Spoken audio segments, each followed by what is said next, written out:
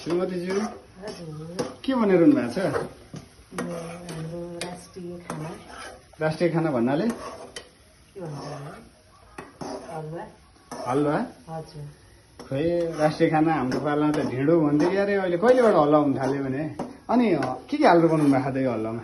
त्यसमा के होला तातो पानी अनि पिठो पिठो। अनि तातो पानी र पिठोले हल्ला हुन्छ त? त्यो त ढिँडो होइन र। हल्ला पकाउनलाई त अनि दुध उमालेर सुजीको पिठो के मरमसला हालेर बनाउने होइन र।